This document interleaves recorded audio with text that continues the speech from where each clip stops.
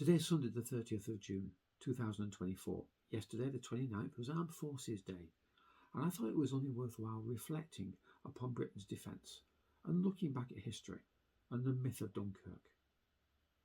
When I say myth, I'm not trying to put down the enormous achievements of rescuing nearly 400,000 British and French troops from potential destruction on the beaches of Dunkirk. But it kick-started a mythological fairy tale about Britain, plucky little England standing alone against the evil forces of fascism. A myth that has influenced British defence thinking for decades.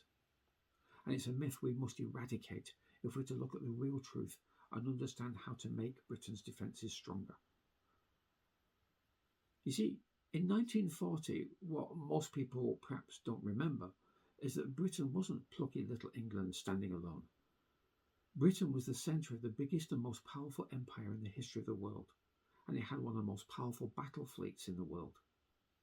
Yes, we had to pull 300,000-400,000 troops out of Europe, but we had hundreds of thousands of other troops scattered all over the world, in Africa, in the Far East, even reserves held back in Britain.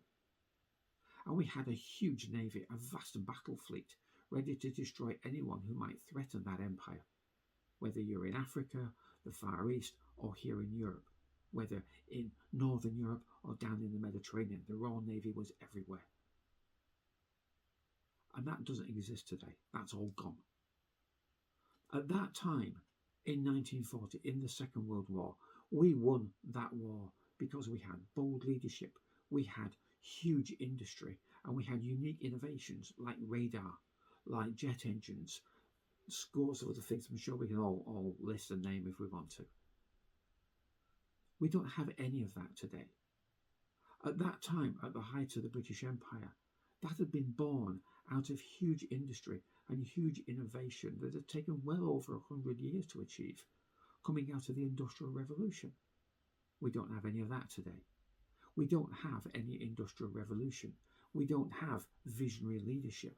We don't have a vast industrial economy. We are literally now plucky little England standing alone against forces arrayed against us.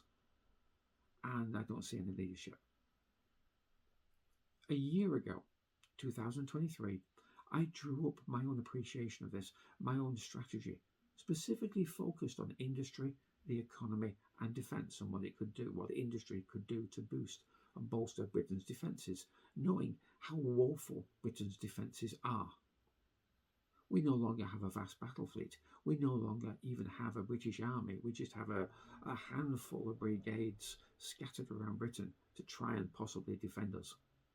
We have nowhere near the vast forces that we might have had nearly 100 years ago. But we have the economic potential to do it. We have the economic, scientific, industrial potential for new industrial revolutions that can create vast new resources, vast wealth, vast industry, vast capability to rebuild our defence. I wrote all that up a year ago, and the government have done nothing with it. That's one of the reasons why I'm now developing and promoting my much broader strategy, my prosperity strategy for the whole of Britain. A prosperity strategy that aims to revitalise the economy through new industrial revolutions, that aims to re-strengthen our economy, to rebuild our economy and give us the capability of building and maintaining a stronger defence should we ever need it. If that's something that you approve of, then come and join my army of prosperity. Come and support my campaign, spread the word to everyone that you know. Let's get everyone mobilised for a new economy and a new prosperity today, before it's too late. Thank you for your time and patience. Look forward to seeing you soon. Bye for now.